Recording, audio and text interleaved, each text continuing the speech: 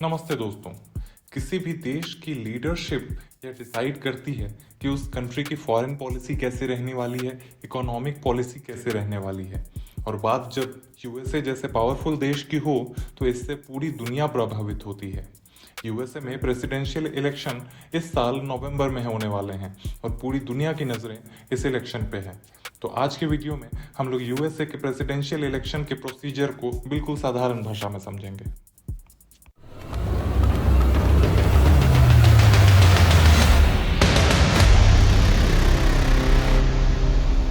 Election procedure समझने के पहले हम लोग कुछ मुख्य बातें जान लेते हैं। यूएसए में प्रेसिडेंशियल फॉर्म ऑफ गवर्नमेंट होता है। यहाँ पे एग्जीक्यूटिव यानी कार्यपालिका का रियल हेड प्रेसिडेंट होता है। भारत में यह पद प्राइम मिनिस्टर का है। यूएसए में इलेक्शंस हर 4 साल पे होते हैं। यूएस प्रेसिडेंट बनने के लिए उम्र 35 प्लस होनी चाहिए, वो बॉर्न अमेरिकन होना चाहिए और कम से कम 14 साल यूएस में बिताए होने चाहिए। यूएस में एक आदमी सिर्फ 2 बार प्रेसिडेंट बन सकता है। यहाँ पे मल्टी पार्टी सिस्टम है, यानी पॉलिटिकल पार्टीज तो बहुत हैं पर डोमिनेशन सिर्फ 2 पार्टियों का है। पहला डेमोक्रेट्स और दूसरा रिपब्लिकन्स। डेमोक्रेट्स को एक लिबरल यानी उदारवादी पार्टी के रूप में देखा जाता है। इनका मानना है कि इकॉनमी देश के हर वर्ग के लिए काम करनी चाहिए, हेल्थ केयर एक नागरिक का हक होना चाहिए और डाइवर्सिटी ही अमेरिका का स्ट्रेंथ है। और ये लोग डेमोक्रेसी बचाने को भी महत्व देते हैं। वहीं रिपब्लिकन्स को एक कॉन्जर्वेटिव पार्टी के रूप में जाना जाता है। ये लो टैक्स की पैरवी करते हैं, गन राइट्स की बात करते हैं और इमिग्रेशन और एबॉर्शन पे टाइट रेस्ट्रिक्शंस की पैरवी करते हैं। आइए अब जानते हैं इलेक्शन के प्रोसीजर्स को। अमेरिकन इलेक्शन को 4 भागों में बांटा जा सकता है। सबसे पहले primaries and caucuses, second national conventions, तीसरा जनरल इलेक्शंस और चौथा electoral college. Primaries and caucuses, एक ही पार्टी के अंदर कई सारे लोग प्रेसिडेंशियल कैंडिडेट बनने की इच्छा रखते होंगे, तो इसीलिए सबसे पहले शुरू होती है प्रेसिडेंशियल कैंडिडेट चुने जाने की रेस। यानी कि एक पार्टी के प्रेसिडेंशियल कैंडिडेट बनने के लिए कैंडिडेट को अपनी पार्टी के अंदर ही लोगों का समर्थन हासिल करना होता है। दोनों मेन पार्टियां अपने प्रेसिडेंशियल कैंडिडेट का चुनाव प्राइमरीज और कॉकसेस के थ्रू करती हैं। अब किस स्टेट में प्राइमरीज होंगे और किस स्टेट में कॉकसेस होंगे और उनका तरीका क्या होगा, ये डिपेंड करता है पॉलिटिकल पार्टी के अपने रूल्स एंड रेगुलेशंस और वो किस स्टेट में हो रहे हैं उसके ऊपर। प्राइमरीज अक्सर जनरल इलेक्शन से 6 से 9 महीने पहले कंडक्ट कराया जाता है। इसे स्टेट गवर्नमेंट्स कंडक्ट करवाती हैं। इसमें वोटिंग बैलेट पेपर के माध्यम से होती है। प्राइमरीज 2 प्रकार के हो सकते हैं, आइदर ओपन या फिर क्लोज्ड। ओपन प्राइमरीज में कोई भी आदमी पार्टिसिपेट कर सकता है, यानी कि वो नॉर्मल नागरिक भी हो सकता है या फिर पार्टी का रिप्रेजेंटेटिव। और क्लोज प्राइमरीज में सिर्फ पार्टी मेंबर्स ही पार्टिसिपेट कर सकते हैं। अब इलेक्शन रिजल्ट्स में किसको कितने वोट मिले उसके हिसाब से उस कैंडिडेट को डेलीगेट्स अवार्ड किए जाते हैं।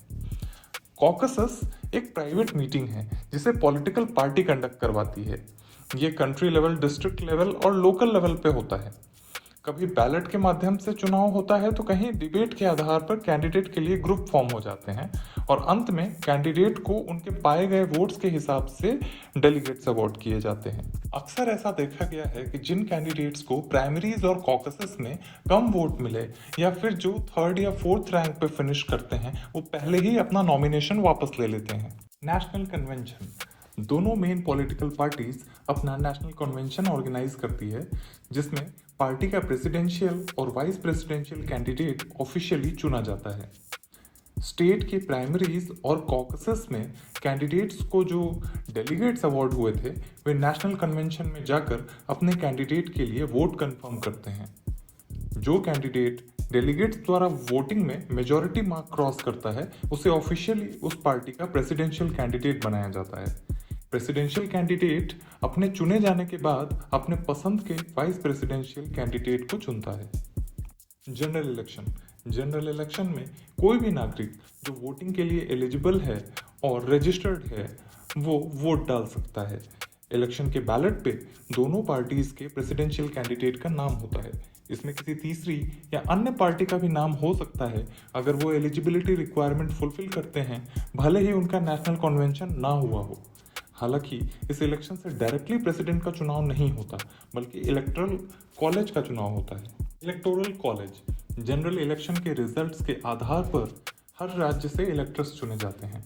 इन इलेक्टर्स के समूह को इलेक्टोरल कॉलेज कहते हैं। 50 में से 48 स्टेट में यह नियम है कि जिस भी कैंडिडेट को उस स्टेट में सबसे ज़्यादा वोट मिलते हैं उसे उस स्टेट के सारे इलेक्टर्स मिल जाते हैं, और बाकी के 2 स्टेट्स माइन और नेब्रास्का में इलेक्टर्स को वोट के प्रोपोर्शन में असाइन किया जाता है। टोटल इलेक्टर्स की संख्या हर स्टेट के हाउस ऑफ रिप्रेजेंटेटिव्स और सेनेट को मिलाकर होती है, जो कि 538 है। तो एक कैंडिडेट को इलेक्शन जीतने के लिए 270 से अधिक इलेक्टर्स का सपोर्ट चाहिए होता है। जिस भी कैंडिडेट को 270 से अधिक वोट मिल जाते हैं वो बन जाता है यूनाइटेड स्टेट्स का प्रेसिडेंट। मुझे उम्मीद है कि अमेरिकी राष्ट्रपति के चुनाव की प्रक्रिया आपको पूरी तरह समझ आई होगी। धन्यवाद। कंटेंट अच्छा लगे तो चैनल को सब्सक्राइब करें। करिए सब्सक्राइब।